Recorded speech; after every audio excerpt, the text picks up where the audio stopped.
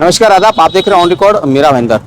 केंद्र सरकार की जो जांच एजेंसी है जिसमें ईडी है, सीबीआई है, आईटी है, इन एजेंसियों द्वारा विपक्ष के नेताओं के घरों पर छापेमारी करना, उन्हें जेल में ठूसना, उन्हें नोटिस देकर बार बार बुलाना, उन्हें परेशान करना, इन सब से तंग आकर शरद पवार वाली राष्ट्रवादी कांग्रेस पार्टी के मीरा भाईंदर शहर के स्थानीय पदाधिकारियों ने आज मैक्सिस मॉल से लेकर तहसीलदार कार्यालय पर एक मोर्चा निकाला, जिसमें उन्होंने अनोखा मोर्चा दिखाते हुए एक गधे को भी साथ में ले आया और उस गधे पर जो बैनर लिखा हुआ था विपक्ष और जनता की बात तो नहीं मेरी तो सुनो रे, सीबीआई ईडी, इस तरह का उन्होंने एक अलग हटकर मैसेज दिया है।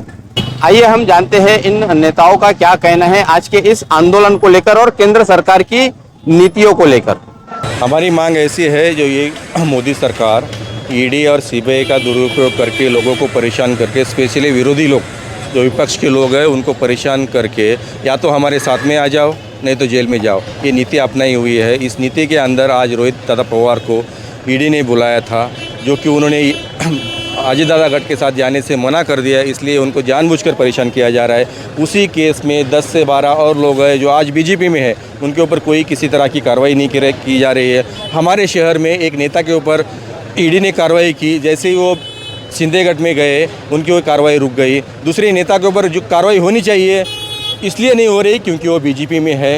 ये जो बीजेपी की जो कूटनीति चल रही है, जो विपक्ष के खिलाफ जो देश में हड़कंप मचाया ईडी ने, इसके खिलाफ हमने ये जन आंदोलन किया था। आज उनके तो आदरणीय तहसीलदार जी को हमने निवेदन दिया है, हमारी नहीं सुन रहे हैं, इसलिए हमने आज स्पेशली एक गधा लेके आए जो कम से कम हमारी और विपक्ष की नहीं सुन पा रहे, कम से कम गधे की सुनेंगे, या हमारे से अपेक्षा है, इसलिए आज गधे को लेके आके हमने आदरणीय तहसीलदार साहब को निवेदन दिया है। क्या है ना, केंद्र सरकार आजकल ईडी, सीबीआई, इनकम टैक्स का गलत इस्तेमाल करके ऐसा लग रहा है कि वो बीजेपी पार्टी हो गई है और वो विपक्षी नेताओं के ऊपर जिस तरह से दबाव डाल रही कि विपक्ष अक्सर ना जनता की आवाज़ होता है और सरकार नहीं चाहती कि जनता की आवाज़ लोगों तक पहुँचे, तो सरकार वैसे भी बहरी है। तो हमने सोचा कि ये गधे को लेके जाता हूँ, हमारी आवाज़ नहीं सुन रहे, कम से कम ये गधे की आवाज़ तो सुनेंगे। देखिए, आप अगर देखते हो लास्ट 3 दिनों के अंदर ईडी कितना एक्टिव हो गई, इससे पता चलता है कि चुनाव आने वाला है। सरकार जितने बड़े प्रमुख नेता हैं उनको किसी न किसी तरह से डरा के या तो अपने पाले में लेना चाहती है या तो जेल में डालना चाहते हैं, जिसकी वजह से ये आसानी से चुनाव जीत सके। मुझे लग रहा है ये बड़ी डिक्टेटरशिप है और हमारा जो वोट का अधिकार है उसके ऊपर बहुत बड़ी सरकार ये चोट मार रही है और आने वाला दिन बहुत मुश्किल है। मैं तो जनता से भी आह्वान करता हूँ कि इस मोदी सरकार को आने वाले टाइम में उखाड़ के फेंक दें।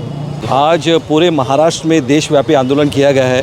हमारा मकसद यही है कि जिस तरह ईडी, आईटी और सीबीआई का संस्कारी संस्थानों का इस भारत की सरकार, मोदी की सरकार दुरुपयोग कर रही है और ना चाहते हुए भी बार बार किसी मंत्रियों को हैरान करना और सारे विपक्ष के नेताओं को हैरान करना, ये बहुत बड़ा विषय है। क्या मीरा भाईंदर की जनता और पूरे देश की जनता इस पर विचार करनी चाहिए कि सारे भ्रष्टाचारी सिर्फ विपक्ष में ही है?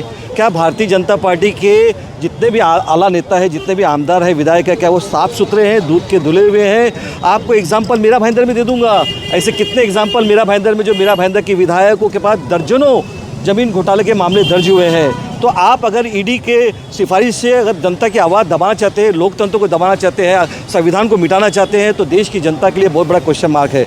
और आने वाले समय में ये देश के लिए सभी नागरिकों को सोचना पड़ेगा और सोचना पड़ेगा कि सिर्फ धर्म की राजनीति देश नहीं चलने वाला है। आप राम नंदी बना के अगर देश को जीतना चाहते हैं तो ऐसा नहीं होगा। यहाँ पर सभी जाति धर्म का सम्मान होना चाहिए। यहाँ पर संविधान में लिखा हुआ है हिंदू, मुस्लिम, सिख, ईसाई हम सब भाई भाई। आज ईडी के माध्यम से अगर हमारे नेताओं को दबाओगे तो जनता इसका जवाब जरूर देगी। और हम चाहते हैं आने वाले समय में जनता को जागरूक होना पड़ेगा और जनता को सोचना पड़ेगा कि भारतीय जनता पार्टी में साफ सुथरे लोग हैं या नहीं, इसका विषय जनता ही देखेगी। विपक्षी पार्टियों के नेताओं पर लगातार हो रही छापेमारी के चलते सरकार के खिलाफ में अब जो जन आक्रोश का एक रूप हमें दिखाई दे रहा है, उससे सरकार को कितना फर्क पड़ेगा ये तो आने वाले समय में पता चलेगा। आप देख रहे हैं कैमरामैन आरिफ कुरैशी और साबिर शेख के साथ ऑन रिकॉर्ड मेरा भाईंदर। धन्यवाद।